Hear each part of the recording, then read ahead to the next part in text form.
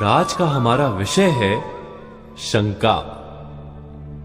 जी हां, शंका अर्थात दूसरों के आशय पर संदेह करना। ऐसा सोचना कि कोई हमें हानि पहुंचाना चाहता है, कोई हमसे अनुचित लाभ प्राप्त करने के लिए हमारे निकट आया है, ऐसा मानना। और संसार का अनुभव भी यही कहता है।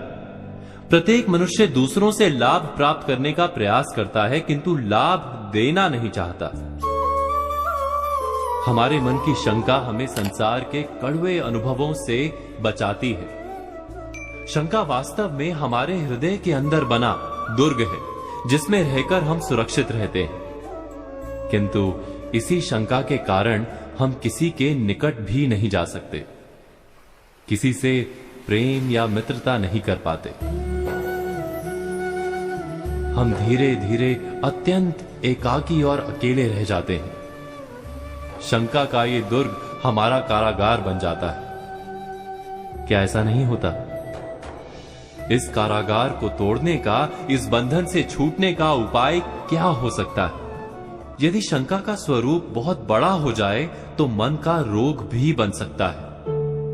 अधिकतर मनोरोग वास्तव में शंका का ही परिणाम है। तो विचार करें कि शंका का जन्म कहां से होता है? अवश्य ही भय से। शंका हमारे भय का ही एक भयानक रूप है, ऐसा रूप जो हमें सत्य देखने से वंचित करता है। विचार कीजिए, क्या हमारा भय सदा ही वास्तविक होता है? क्या हमारे निकट आने वाला हर व्यक्ति वास्तव में हमें केवल हानि पहुंचाने का प्रयत्न करता है? इसका जवाब यदि सरलता से ना मिले तो स्वयं का मन टटोलिए। क्या हम सदा दूसरों को हानि पहुंचाने का प्रयत्न करते हैं? नहीं ना? तो दूसरे भी तो सच्ची मित्रता और सच्चा प्रेम दे ही सकते हैं।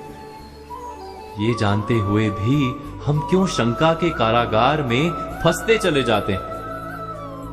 शंका का एक दूसरा पहलू भी है, उस पर भी विचार कर लेते हैं। शंका के कारण हम शायद हानि से तो बच जाते हैं, किंतु कई बार लाभ से भी वंचित रह जाते हैं। बुरी नीयत वाले व्यक्ति के पास से भी हम लाभ प्राप्त कर ही सकते हैं, जैसे जहर से भरे वृक्ष के फूल में से भी मधुमक्खी अपने लिए शहद चुरा सकती है। तो शंका से बचने का उपाय क्या हो सकता है? हम जिस विषय पर बात कर रहे हैं वो है शंका। हम विचार कर रहे थे कि शंका से बचा कैसे जा सकता है, वो भी बिना स्वयं को किसी प्रकार की हानि पहुंचाए।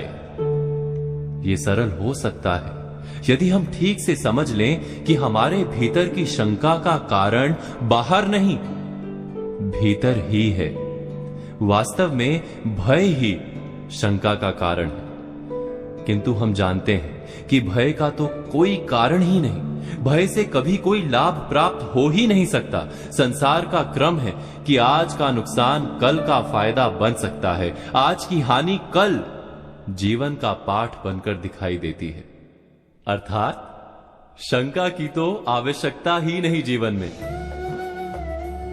विश्वास के साथ संसार में सभी को मिलना, सभी अनुभवों का स्वागत करना और समय आने पर अपनी बुद्धि, अपने विवेक से अपना मार्ग बनाते रहना ही अधिक लाभदायी भी होता है और अधिक सुखदायी भी।